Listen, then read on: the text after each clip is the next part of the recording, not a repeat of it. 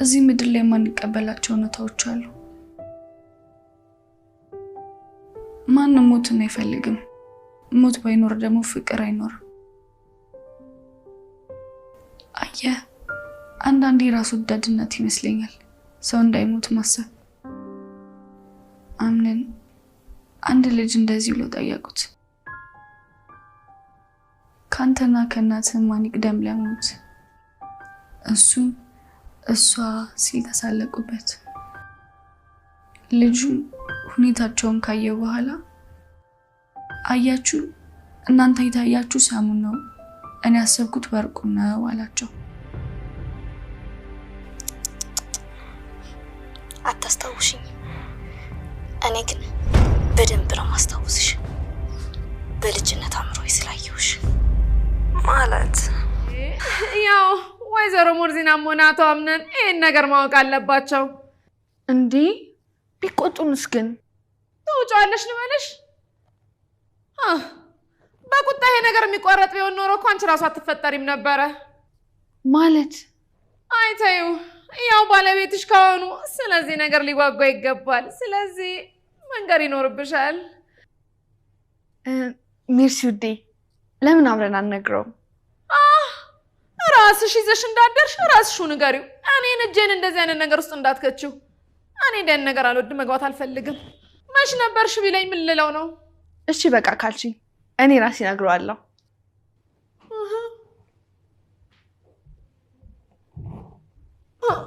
ሜርሲዬ፣ እንደዚህ አይነት ነገር ውስጥ ልቅ ማድረግ አጣብቁኝ ነገሮች አያስፈልጉም። አዎ አብረን እንንገረው። ራስሽ ተወጪው። እኔ ልጅ ማልቀስሽን አቁሚ። በዚህ ሁኔታ ከቀጠላችሁ እኮ መጠፋፋታችሁ ነው። ጄሪ ልትረዳ ፈቃደኛ አይደለችም። አምናን ተኝቶ ያንቺን ስም ጠራ ብላን በድጋሚ መጣችሁ። ቆይ ግን ልጅ ስታስብ የጄሪን ልጅ አምነን ይቀበለዋል? አዎ እናቴ፣ ልጁ ሆኖ ያውም የዚህ ቤተሰብ ዘር። እሱማ የዋቷ አምነን ባለበት ሁኔታ ለማለት ነው እንጂ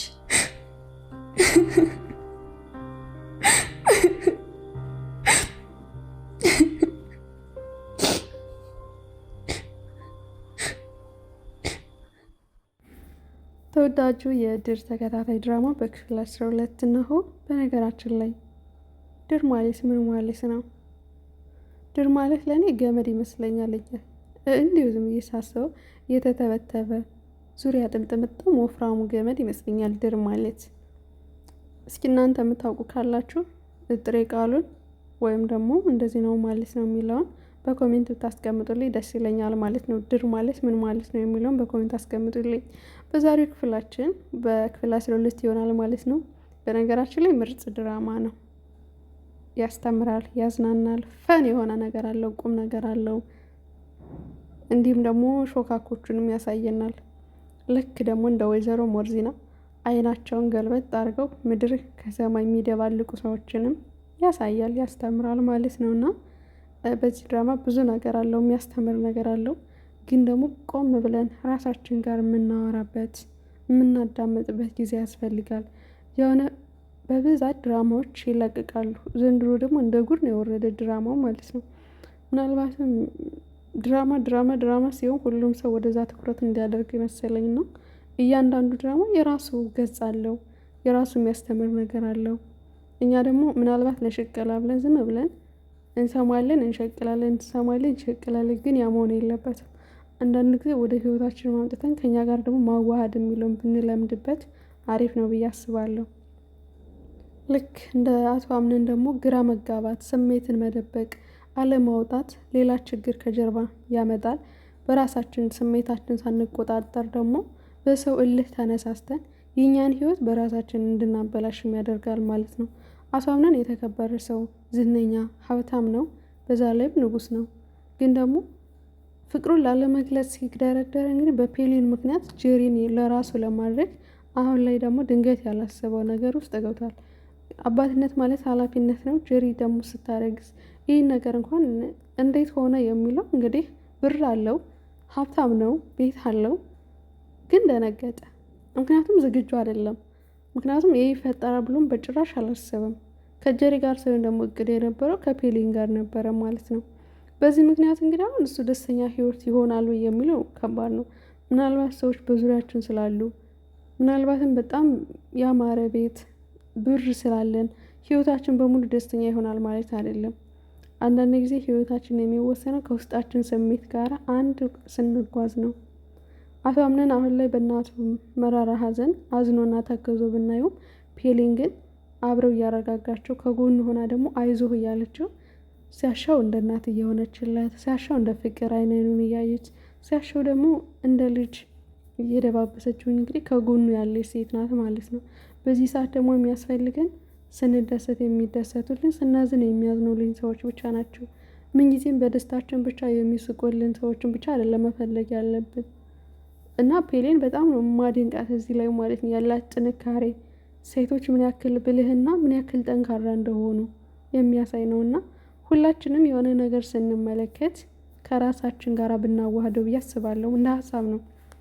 ወሬ አላብዛባችሁ፣ ወደ ድራማ መለስ ስለላችሁ እንግዲህ በአንድ ቀን ስህተት የጀሪ እርግዝና ቤተሰቡን ይቀይረዋል የሚለው ደግሞ ሌላ ታሪክ ፈጥሯል ማለት ነው።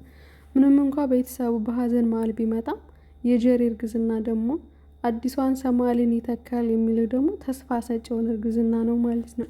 ፔሊን ይሄ ይፈጠራል ብላ በፍጹም ያላሰበችው አቶ አምነን የልጅ አባት ሆነ የሚለውን ስትሰማ ስሜቷን መቆጣጠር አቅቷት ምንም አይነት ምላሽ ሳትሰጣት ቀጥታ ወደ ላይ ስትወጣ እንግዲህ አምነንም በዚህ ጉዳይ ደግሞ አምኖ ስላልተቀበለበት ተከትሏት ይሄዳል ማለት ነው።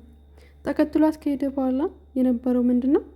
ፔሊን የከፋች ነገር አለ ብሎ ሲጠይቃት አረ ምንም ነገር የለም ትለዋለች።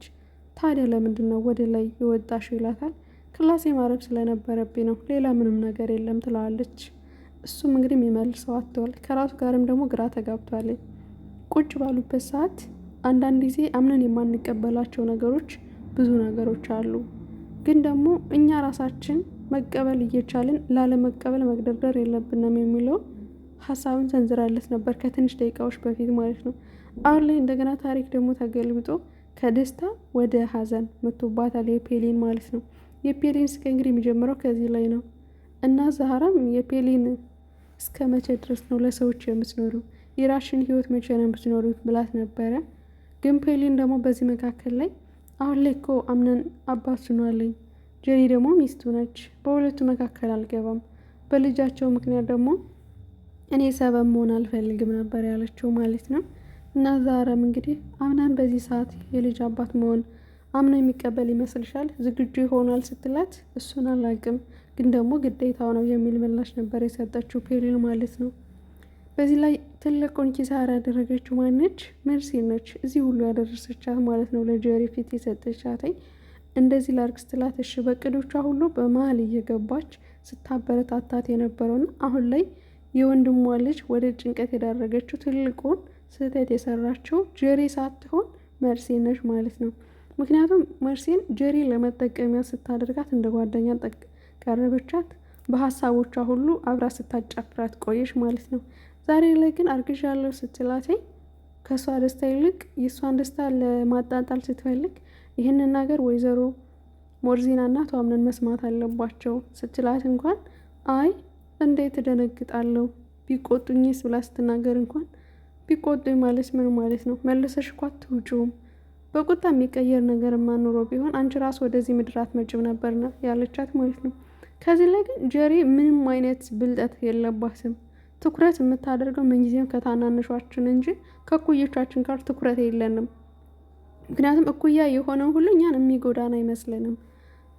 ከዛም እንግዲህ አብረን እንሄድ ስትላት በፍጹም ራስሽ ሄደሽ እንደገባሽበት ራስሽ ተወጭበታለች ነበር ያለቻት መርሲን ማለት ነው። ይህን ደግሞ በፌስካ ነበር ስትናገር የነበረው ማለት ነው። ጀሪም እንግዲህ ደስ ብሏት ነበረ ለአቶ አምነን ይህን ነገር ያበሰረችው ማለት ነው። ከዛም እንግዲህ ወይዘሮ ሞርዚና የእውነትሽን ነው ልጄ ብላ እንኳን ይህንን ነገር አምና ለመቀበል ወዲያው ነበረ የተቀበለቻት። ምንም አይነት ጥርጣሬ አልመጣባት። ምክንያቱም ጀሪ ማነች የሚለው ገና አልተቀበለቻትም ወይ ደግሞ ገና አልተግባቡም ማለት ነው። ከዛም እንግዲህ የአቶ አምነን አክስት ያለቻት ይህን ነገር በግልሽ መናገር ነበረብሽ፣ በሰው መሀል አይደለም። እዚህ ቤት ውስጥ ያለ ነው እኔና አምነን ብቻ ነን። እኔ እንደ እህቴ ሰማአል ነኝ፣ ቁጡ ነኝ። ስለዚህ እዚህ የተበቀሩት እንግዳ ናቸው ነበር ያለቻት ማለት ነው። እናም ይቅርታ ስትጠይቃት ይቅርታ ልትያትችም ይቅርታ ያለፈውን ነገር አያጥፈልሽም፣ ስለዚህ ተስተካካይ ትላታለች። አንድ ነገር ማድረግ ከነበረብሽ ቀድመሽ ማሰብ አለብሽ ትላታለች ማለት ነው። ሌላው ደግሞ ማስጠንቀቂያ የሰጠቻት ነገር ቢኖር ከመርሲን ጋራ ምንም አይነት ግንኙነት ምንም አይነት ኮንታንት እንዳይታያዩ አድርጋታለች። የምትገናኝ ከሆነ ሁለታቸው መግባባት እንዳይችሉና ለመኖር እንደሚከብዳት አስጠንቅቃት እንግዲህ በዛ በሚያምረው አይና ገላምጣት ነው ጣጥላት ሄደችው።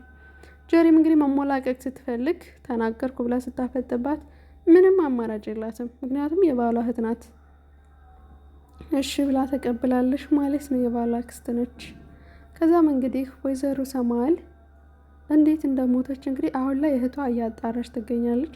የመጀመሪያው እርምጃ አድርጋ የነበረው እንግዲህ ወደ ወይዘሮ እናት ዛህራ ነበር ሄደችው። እናት ዛህራ ጋር ከሄደች በኋላ ሰላምታ ከተቀያየሩ በኋላ እህቴ እንዴት ነበረ፣ ከማን ጋር ተጋጭታ ነበረ፣ ከማን ጋር ነበር ጥሏ ብላ ትጠይቃታለች።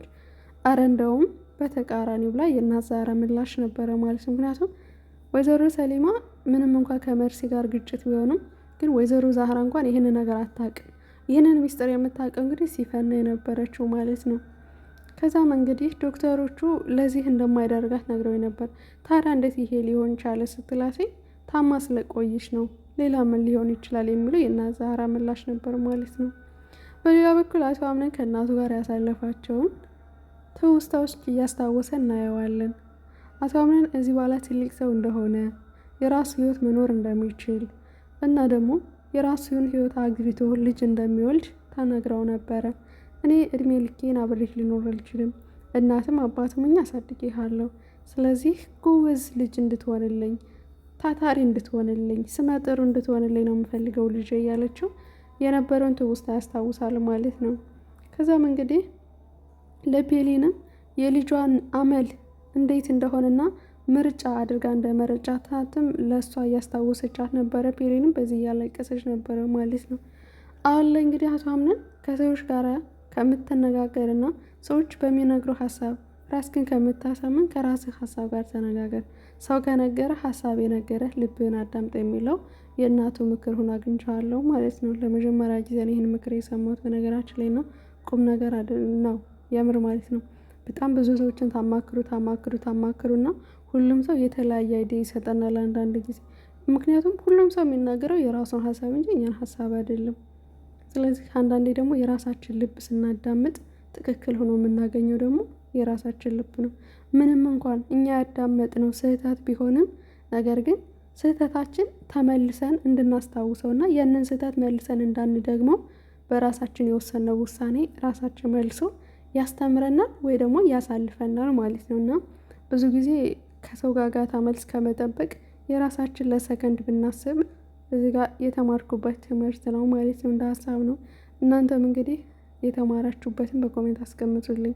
እዚህ ጋር በጣም ድክም ያለችዋ እንግዲህ ፔሊን ፍቅሯን ባለመጋራቷ አውጥታ ባለመስጠቷ እወድሃለሁ ላለ ማለት ስትግደረደር፣ አሁን ላይ እንግዲህ ጀሪ ደግሞ የበለጠ እየጮኸችባትና እየጨቆነቻት ነው ማለት ነው። ምክንያቱም ጀሪ ከአቶ አምነን ጋር ቁጭ ባለችበት ሰዓት ይህ ነገር እንደ ጥሩ እድል ቁጠረው፣ ምናልባትም እናት ሰማልን ይተካል ስትሉ፣ እኔ ግን የአባትነት ዝግጁ ላይ አይደለሁም፣ ይህንን አምኖ መቀበል አልችልም ሲላትኝ፣ እባክህን ምኞቴን እፈልገዋለሁ፣ ምኞቴን አትግደልብኝ ነበር ያላት ስትለው፣ ታዲያ ቆይ ምኞትሽ ምንድን ነው ንገረኝ እስኪ ካላት በኋላ በልቧ ለሰከንድ አሰበች ማለት ነው። እኔ አንተን የምፈልገውማ ብርህንና ይህን ቤት መቆጣጠር፣ ሀብት ንብረትን በራሴ መቆጣጠር ነው የምፈልገው ብላ ለራሷ ታስባለች። በዚህ ሰዓት እንግዲህ እኔ አንተን ነው ማግባት የምፈልገው ትለዋለች ማለት ነው። እቅዷ እሱን ማግባት እንደሆነ ትነግረዋለች። በዚህ ሰዓት ታዲያ ፔሊን መኝኝ አገባሻለሁ ሲል በራሱ ሀሳብ በምናብ ተውጦ ነበረ ማለት ነው። የዚህን ጊዜ ደግሞ ጀሪ በጣም ነው የተናደደችው። ከዛ እንግዲህ እየተከታተለች ይችል ልጅማ የሆነ ነገር አጠፋት አለው በእጅ ነው የምትጠፋው በማለት እንግዲህ ታናሿን አይደለ ሄዳ የጮኸችባት ማለት ነው። ፔሊንም እዚህ በኋላ ምንም ነገር አልደርስባችሁም፣ ሁለታችሁ የራሳችሁን ደስታ አጣጥማችሁ ኑሩ ብላ ነፃነቷን ለጀሪ ነግራታለች ማለት ነው። በሌላ መንገድ ደግሞ ሾካካ ሜርሲን ከሲፈን ጋራ ያላት ግንኙነት ነው ማለት ነው። ሲፈን እንግዲህ ይሄ ነገር ይፈጠራል ሆን ብላ ይሄ ነገር ይሆናል ብላ በፍጹም አላሰበችም። እናትን ያክል ነገር አፍና እንደገና በቤቷ ዘንጣ መቀመጥ አገር አማን ብላ በተኛችበት ቦታ እንግዲህ ወይዘሮ ሸካኪት ትሄድና የሆነ ምርጥ ስጦታ አለኝ ትላታለች። ከዛ እንግዲህ ሲፈንም ካልጋዋ ቀና በማለት እስኪ ምንድን ነው ትላታለች። ስጪ ነው የሚባለው። ምን አስቸኮለሽ ብላ እንግዲህ ቪዲዮውን ስትከፍትላት ከእናት ሳሙኤል ጋር ያደረጉትን ግንኙነት ስታወራ የነበረችውን ቅጭ በሙሉ ትሰማለች ማለት ነው ሲፈን። የዚህን ጊዜ በጣም ነው የደነገጠችው። ድራማው እዚህ ጋር ይጨርሳል ማለት ነው። በቀጣይ ፓርት ይዤላችሁ እመጣለሁ ማለት ነው። ላይክና ሼር ማድረጋችሁን አትርሱ። ወዳችኋለሁ።